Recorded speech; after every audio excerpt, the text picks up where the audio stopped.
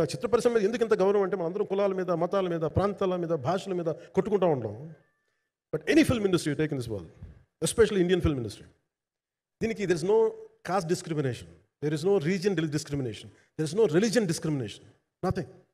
It's purely your creative potentiality, purely your creative ability. నువ్వు చిరంజీవి గారి తమ్ముడు కావచ్చు, చిరంజీవి గారి కొడుకు కావచ్చు, లేదంటే ఇంకొకళ్ళు అబ్బాయి కావచ్చు, మేనల్లుడు కావచ్చు, ఇట్ డజంట్ మ్యాటర్. నీకు టాలెంట్ లేకపోతే నువ్వు నిలబడలేవు, నీకు సత్తా లేకపోతే నువ్వు ఇక్కడ ఉండలేవు. అది నా కొడుకైనా సరే. ఇట్ ఆల్ డిపెండ్స్ నీకు ఎంత టెనాసిటీ ఉంది, ఎంత పర్సీవరెన్స్ ఉంది, ఎంత నిలబెట్టుకోగలవు, ఎంత నిలదొక్కుకోగలవు, ప్రతికూలతలు ఎంత బలంగా నిలబడగలవు. ఒక నిర్మాత సినిమా తీయడం అంటే ఒక యజ్ఞం చేయడం లాంటిది. తిట్లు తినాలి, ఇబ్బందులు పడాలి, అన్ని పడిన తర్వాత ఫైనల్ డబ్బులు మిగిలితే కూడా లేదు తెలియదు. ఇలాంటి పరిస్థితుల్లో నాకేమనిపించిందంటే ఈయన పడ్డ కష్టం చెప్పాలనిపించింది ఈ రోజున. ఈ ప్రెస్ మీట్ తాలూకు ముఖ్య అంశం, ఒక చిన్న స్థాయి నుంచి వచ్చిన వ్యక్తి నిర్మాతగా ఎదిగి ఆయనకున్న పాపం, ఆయన మంచితనం ఆయన్ని శాపంగా అవ్వకూడదని చెప్పి ఒక ఉద్దేశంతో ఆయన మంచితనం చెప్పాలి, ఆయన ఒక మంచి సినిమా చేశారని చెప్పడానికి నేను ఈ రోజున మీ ముందుకు వచ్చాను.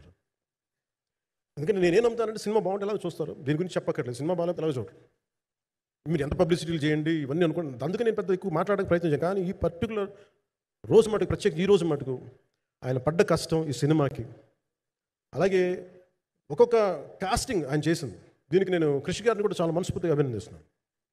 ఎందుకంటే ఆయన కూర్చున్నప్పుడు ఎంతమందిని పెట్టాం, ఒక ఔరంగజేబ్గా మిగతా నటులు ఒకళ్ళిద్దరు యాక్టర్స్ని పెట్టి కూడా ఒకరి చేత యాక్ట్ చేయించాం ఒకరి చేత.